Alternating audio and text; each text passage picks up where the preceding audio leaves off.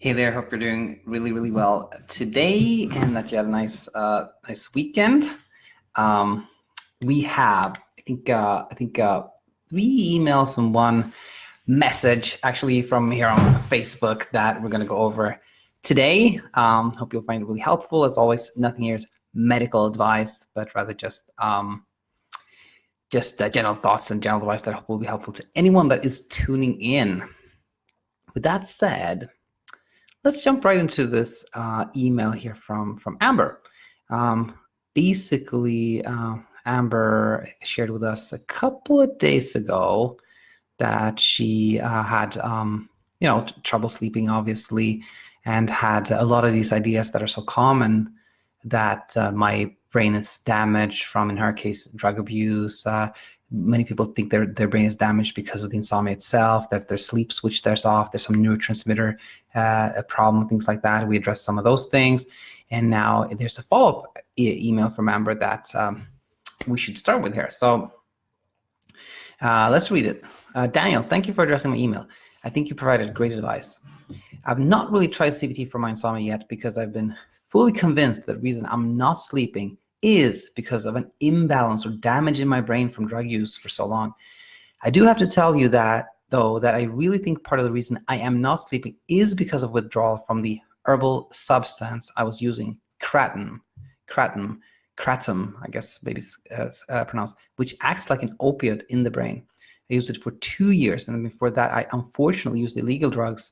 I'm worried about the tinnitus, but hopefully that will go away once I re-establish a healthy sleep pattern. I've definitely had so much anxiety and worry about my health lately, especially regarding the sleeping issue. My fiance agrees with you that it's only making everything worse and giving more power to the insomnia. I've been worried I'm going to get dementia or that my body's system, organs, hormones that are going to stop working. Also, my mood has been pretty down in the dumps, but I also contribute that to withdrawal along with a lack of sleep. I'm hoping CBT will help with the worrying aspect of everything. However, since I was so worried about my health, I had a hair mineral analysis done, and it did show that I have some vitamin, mineral, nutritional deficiencies, calcium, magnesium, sodium, potassium balance. It also showed I have some heavy metal toxicity. I'm assuming this is from the kratom because I wasn't eating properly while on it. And who knows whether it was contaminated or not because it's not regulated and it comes from Indonesia. So I'm addressing these issues as well as trying my best to learn new healthy habits. I know I have to heal my body/brain from years of addiction, but I also know that part of this is going to be implementing new behaviors like getting into routine, free from worry, anxiety, and stress from all things because I'm a huge overthinker. I'm going to read the book Say Goodnight to Insomnia and continue following your channel. The video you did on fatal insomnia was a lifesaver for me because I thought I might have that. I was relieved to know that since I did not have any other neurological symptoms, that is probably not fatal insomnia, LOL. I have just one question though. Do you think light therapy may be beneficial? I've been thinking about getting a 10,000 lux light therapy box. Would that be beneficial or a waste, do you think? Anyways, thanks again, and I'll update you on a later date. Amber, thanks again for sharing and reaching out here. And so I don't forget, let's actually start kind of from the top down and comment on a couple of things.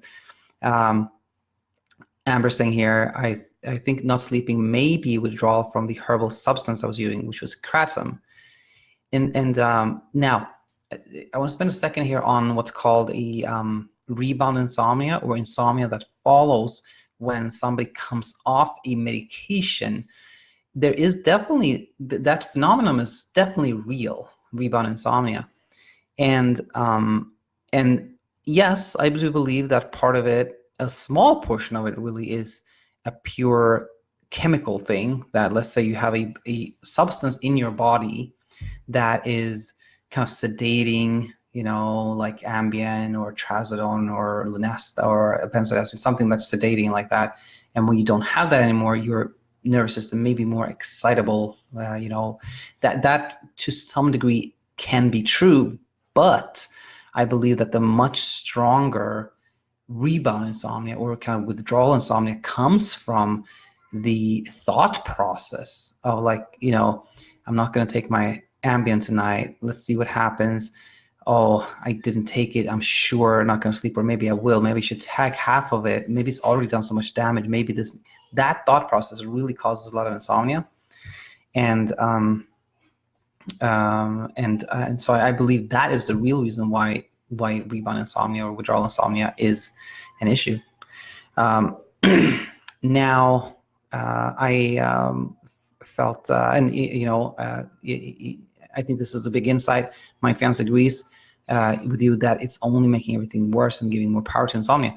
Yeah, the whole thing, which is so hard to do for lots of people, maybe including you, Amber, who are like overthinkers, is the constant focus on trying to figure out why these things are happening. Why am I not falling asleep? Was it the kratom? Was it the drugs? Was it is it unhealthy beliefs? Is it this? Is it that? Maybe this, maybe that. That whole process, the whole process of giving insomnia so much attention really does feed it. You know, I truly believe the best thing is what I call, which I learned this from a psychologist named Nick Wignall, great guy. Set it and forget it. You know, decide upon a wake up time. Don't go to bed more than, let's say, 7 hours before that or 6 hours before that, and beyond that, forget it. Like, try to just do things that keep your mind off asleep. Like, be busy. Like, do things that you enjoy. Try to be happy, and then let sleep happen. I do agree that reading a book like the one is a good start. But once you feel like, okay, I understand CBT, I understand sleep, I get it, which typically doesn't take that long, maybe 1, 2, 3 weeks, something like that. Once you've understood that, then the best thing is to like shift attention. I believe my channel is good. I think you can still, you know, as long as you feel like it's helping you and you're learning things. For anyone out there, I think you should continue checking in. But at some point when you feel like, you know, I think I understand what Daniel is talking about, then even from this channel, it's best to tune out. But then when you're doing better or not, you know, please stay on and share, particularly for those people out there who are like tuning in for a couple of weeks or whatnot and then do better. Consider staying and like sharing what happened, like give people some good pointers and things. That's super valuable. Now, that said, again, the hair analysis, like, I think those things are just so confusing. You know, you send your hair somewhere and they tell you you're low in selenium, you are high in potassium. Like, how is that going to help? What I'm so afraid of when I hear something like that is that somebody says, okay, I'm really low in potassium, let me supplement my potassium. Then, oh, I slept worse. Maybe I overdid it. Maybe you should go lower on that. Maybe it wasn't that. Maybe it was the calcium. Again, all these like things, all these factors, all the thinking produces so much anxiety and insomnia. And I think it's so important. It's so important to think of sleep as simple. It's simple. You know, it's just the gas, which is like your sleep drive. You need to sleep. You're sleepy. That wants you to make sleep. Then you have the hyperarousal, which is like the anxiety and worry that kind of blocks sleep. That's all it is. You need to increase the gas by spending less time in bed and like being more sleepy when you go to bed, and then decrease the, increase the gas and then decrease the braking by shifting attention elsewhere, like doing things you enjoy, not thinking about this and all this. So a little comment on that. Now, I think we are ready to go to this question. Do you think light therapy may be beneficial? And the reason I decided to go through this email a little bit in detail before going to the actual question was to say that I think this is the same thing again. Light therapy, studies show, is helpful for people with like seasonal depression that get really depressed in the wintertime when it's dark outside. And now, for sleep and for insomnia, there's no evidence that it's helpful. I think for someone that is like, sometimes for somebody that kind of feels like they're really dragging in the morning and they also have insomnia, I'm like, you could try it, you know, why not? But for the vast majority of people, it will not have any impact on your insomnia. And particularly, this is true, this is very important for everything, whether this is a gadget, a light therapy box, a supplement, a sound machine, whatever it is. Anything you do with the purpose of that producing sleep is going to do the opposite. It's just going to create more anxiety, more frustration, more confusion, more preoccupation, more insomnia. If you're using a light therapy box because you're like, I think that might make me feel better during the day, I like the idea of it, why not try it? I don't think that's anything harmful with that. But if you're using a light therapy box and thinking like, I think this is going to keep me really good, really awake today so I can sleep well tonight, that's not good, because then it's a sleep effort. Then it is something you're doing to try to produce sleep. So probably for most people, in your case, Amber, I think forget about the light box. Just read the book, decide on some sleep times, set it and forget it, keep going. And if things are not, if things are kind of hard the first weeks, just keep going. And that's truly the best thing to do, in my humble opinion. Amber, stay in touch. Hope you'll do better and better. With that said, let's move over. Actually, there was a couple of things, a little bit shorter things I want to comment on.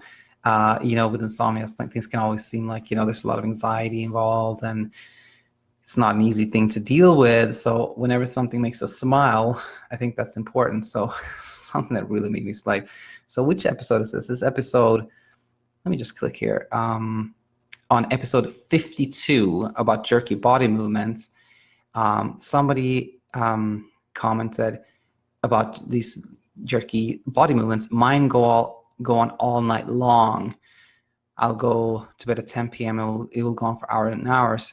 And then I replied, and then somebody also replied, try drinking a glass of milk before you go to sleep. Which I think if that was, well intended and somebody really believes that'll help, then that's sweet. I think I appreciate anybody's efforts to try to help other people. That's nice. That said, the proverbial glass of milk before you go to sleep is not known to be super effective. But I thought that was still fun, and I super appreciate the input from Global Watch. And now, Ellen. So Ellen is somebody I refer to a lot, particularly if somebody tells me like, I don't feel sleepy at all. It's weird. I feel pretty good during the day, but I just sleep almost nothing. That's what she told me when she first connected with me several months ago. She did CBT, went on to do very, very well. And she wrote me an email today, which I think was funny and insightful. So I want to share it with you. Came in 11 hours ago. Hi, Daniel. Every day was a good day because I maintained equanimity and gratitude for whatever was happening without wishing anything was different. Just a kind of funny story about Saturday night. With the daylight savings ending Saturday night, my husband set back most of the clocks before he went to bed at 11 p.m. When I woke up on Sunday, I calculated that I had slept 4 hours. Not ideal, but at least the totally sleepless nights had stopped. Instead of worrying whether I wouldn't function well, I focused on being pleased that I actually felt great even after only 4 hours. But later, I realized I had miscalculated due to some clocks being changed and others not. And it turned out I slept 6 hours.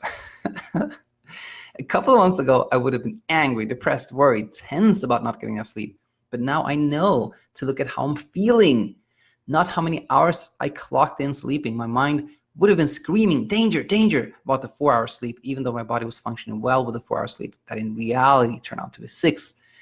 I think this is funny and yet super important.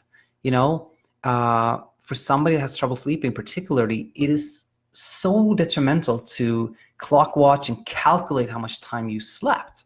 Because if you calculate that, oh my gosh, I only slept 3.5 hours. Oh my gosh, this is gonna, I'm gonna be so tired. I'm not gonna sleep. What's gonna happen? I have to do this after that. That reaction is not good at all. It's a self-fulfilling prophecy kind of thing. So I think this shows how important it is not to calculate, not to estimate, not to self-monitor, but just go by how you feel. If you feel good, that's perfect. And if you're not feeling good, well, was it really because you didn't sleep well, or were there other reasons? And there's a lot you can work with there. But if you go to that place of like checking how much you slept and then reacting to that, not good. So thanks so much, Ellen, as always, for all your help on this channel. Now, that said, we have another question here from Scott, who also I made a reply to last week. And I felt this was a really good question here. Let's read it. Daniel, thank you for your notes in today's podcast. Very helpful. I did leave you a review. Thank you so much for that review, Scott. I think I actually said thank you in the previous episode, but again, it's super, super helpful. Recently, I went through a couple of week period where I was getting about 6 hours every night. Then one night, I tried to expand my sleep and go to bed earlier, and it kicked me out of my positive sleep cycle, and I've been sleeping quite poorly all this week. Is this common? When a stretch like this happens, is it okay to take a lorazepam every once in a while around bedtime, or will that really only inhibit my ability to return to normal sleep? My goal is to let go of insomnia and sleep drug-free, so I'm wondering your thoughts on this. I have a lot of thoughts on this. Great question. I really feel like a lot of people have these type of questions, similar problems, similar questions. So first of all, I recently went through a couple of week period where I was getting 6 hours of sleep every night. Well, again, a little bit caution about focusing on time spent, but that said, most of us sleep about 6 hours. So the fact that you sleep 6 hours, slept there 6 hours every night, I take it as a positive. I'm assuming that you felt pretty good. And so first of all, that is fantastic. You went through a couple of week period where you were sleeping pretty good. That's great. We should always try to highlight the positives. That brings up sleep confidence, and it's just really good to bring those things up. And I'm getting sidetracked a little bit, but what I so often hear is like I was doing good for 5 days, and then I had a terrible night, and that's when people email me. It's like, what am I going to do? I had a terrible night. Well, you should focus on those 5 days when you slept good. Just focus on those. Forget about that one night. That's an outlier. You slept good. So it's always good to focus on the positive ones when the negative ones get all the attention. That kind of, again, feeds the insomnia, makes it stronger. But that said, let's go on reading here. One night I tried to expand my sleep and go to bed earlier, and it kicked me out of my positive sleep cycle. Is this common? Yes, this is common. And here's the insight here. The insight is that any change we do leads to expectation, anticipation, and self-monitoring.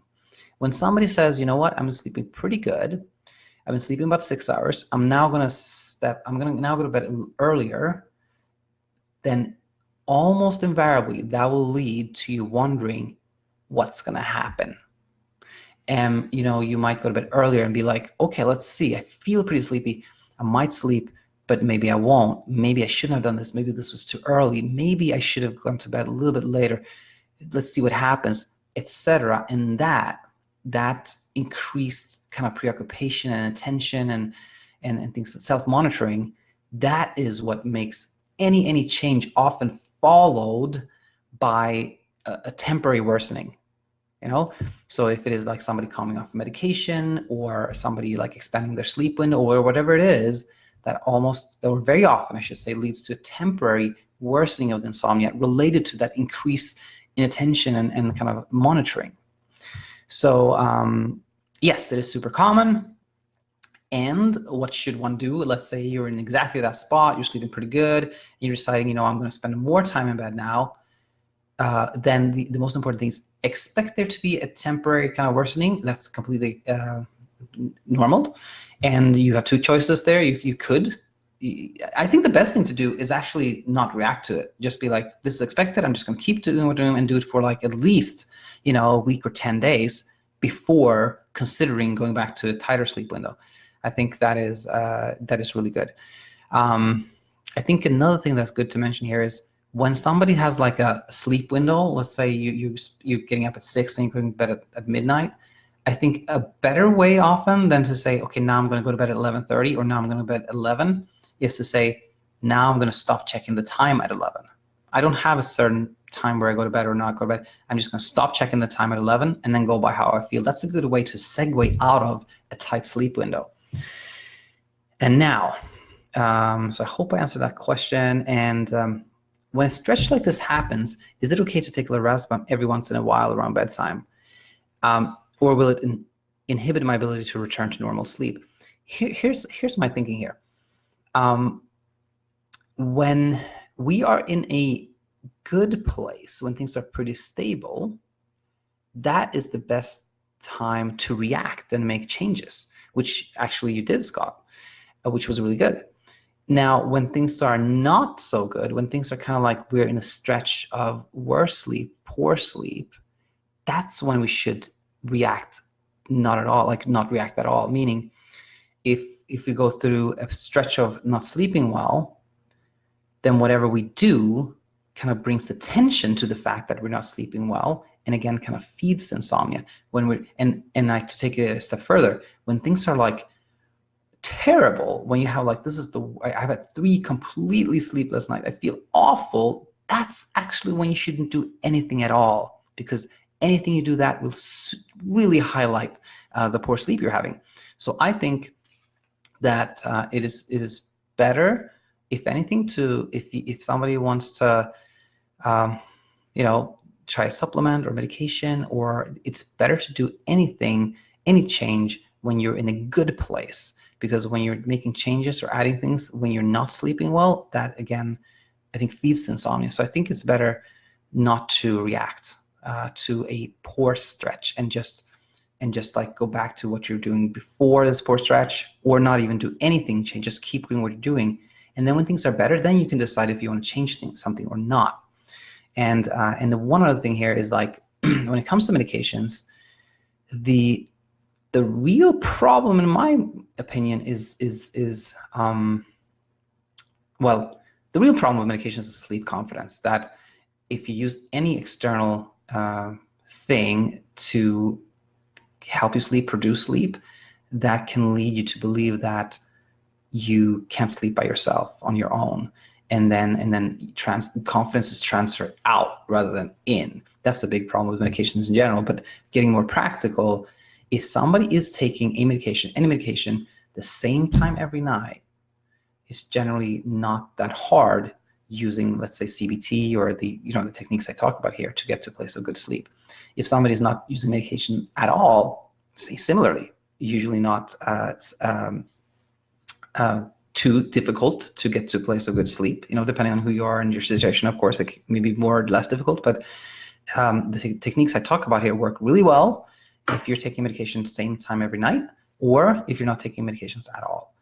The problem becomes when medications are used conditionally, when somebody uses it here and there as needed, because again, that leads to self-monitoring. That leads to you going like, okay, it's 10:30. I kind of feel like I can sleep, but I'm not really sure. Let me see. Let me see what happens. Go to bed. It's 10:30. It's now 11. I'm not sleeping. Maybe I should take the medication or not. Maybe, but I don't want to. But maybe I should. It's now 11:30. And then it's 2:30. I'm like, oh my gosh, I should have taken it at 11. Oh, I'm going to take it now. Blah, blah, blah. That is the problem. So with medications, I think it's either you take it the same time every night, and you don't question it, you just stick with it, and then you wean yourself off when you're in a place of good sleep confidence, or you don't take it at all. I think that's really the best. So I hope that answers your question, Scott. Hang in there. I have a feeling that you're going to do well, Scott, based on like I think you have a lot of, I can tell that you're understanding a lot about insomnia, and that you're motivated and that you have a plan. That was Scott. And 2 more questions here. One is from David. And I think we kind of almost touched on these questions today, but let's read it.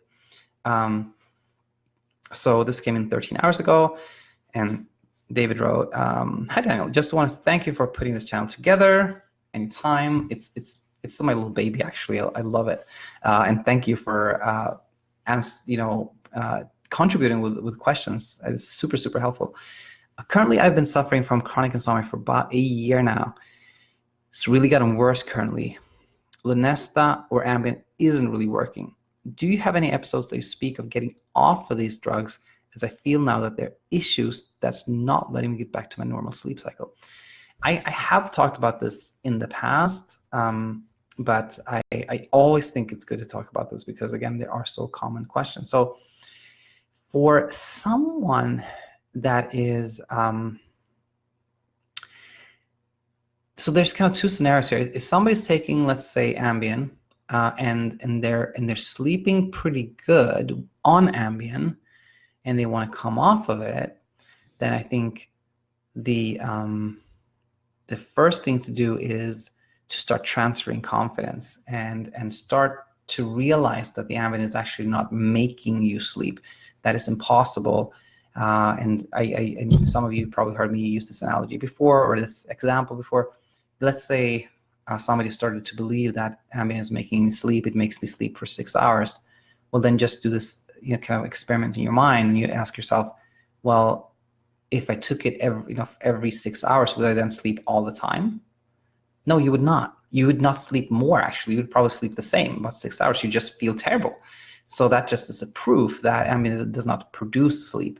And when you know that, then you can start saying, well, all this time, it has never been the Ambien making me sleep. It's always been myself. Yes, it is sedating. It can kind of help me not kind of drift off my thoughts and the racing thoughts and things like that, but it doesn't produce sleep. And that's a great first step to start transferring sleep confidence from a medication to yourself. And once you've done that and you want to come off the medication, then I think the most important thing to do is simply to make decisions and stick with that. Meaning, like, okay, I've decided I'm going to come off, and there is probably going to be some rebound insomnia. I'm going to sleep worse for a couple of days, or maybe even a week or longer. But that's expected, and I'm not going to question it. I'm not going to, because the worst thing that can happen is that you go off medication, and then you're like, I shouldn't have gone off. I'm going to go back, or should I not? And then you're back, and then that has really set you back. But if you say, like, okay, I'm going to half the dose in 2 weeks, and then I'm going to half it, and then I'm going to come off, and I'm not going to question it. I'm just going to do it. That's a great strategy. And so we talked about that. Now, if somebody, on the other hand, is taking Ambien, let's say, and they're not sleeping well, the sleep is really rocky and it's hard, well, then what I do in clinic is usually say, well, let's not focus on that right now. Let's focus on getting you to a place of sleeping well, and you stay on your medications. By the way, I don't know why I thought about this. I personally don't prescribe any sleep medications at all. So, but if somebody has a supply, then that's kind of what I tell them. If they don't have a supply, then I cannot get myself to prescribe a sleep medication. I feel it's so detrimental to sleep confidence that I can't do it.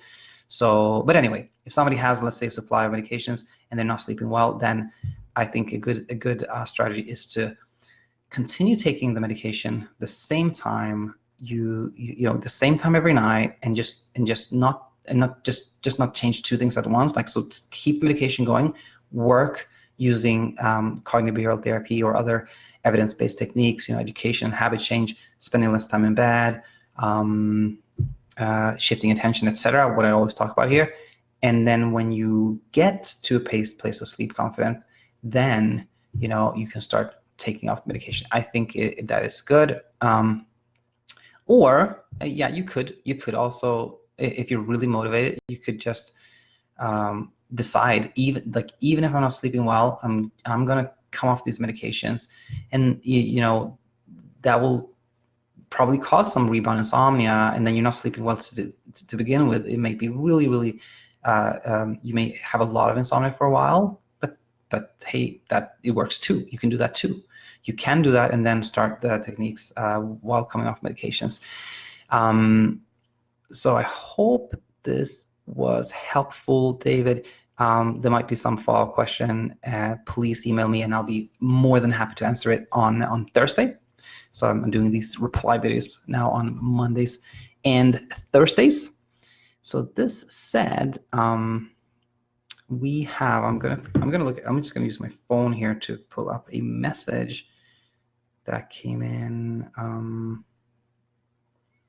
Let's see if I can find it. Here I am. Oh, you know what? I know where it is. Sorry about this little hiccup here. Why can I not find it? Okay, I'm gonna do this instead. I'm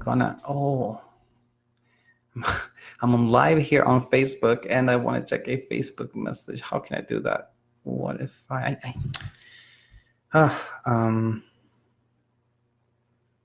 I know I was home here and oh, there. I know how I'm not gonna find it now.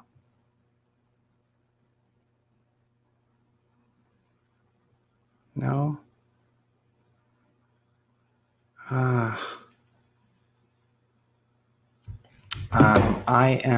What am I gonna do? Let me try to open another browser here. I think I've done this before actually, so it should work. And then I go to Facebook here.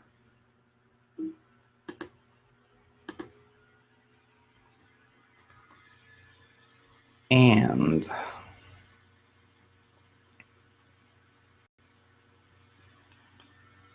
let's see.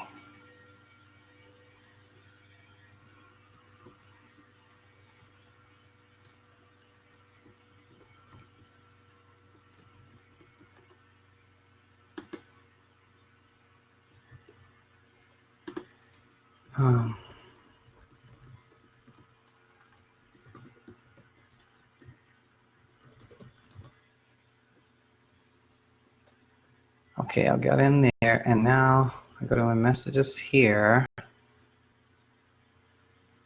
and it was from Tracy.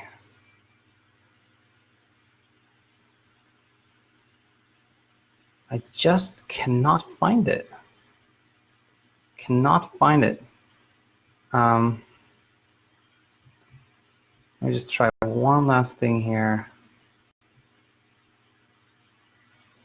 No, I cannot find it. All right, Tracy, if you are tuning in here, I'm very, very sorry. I will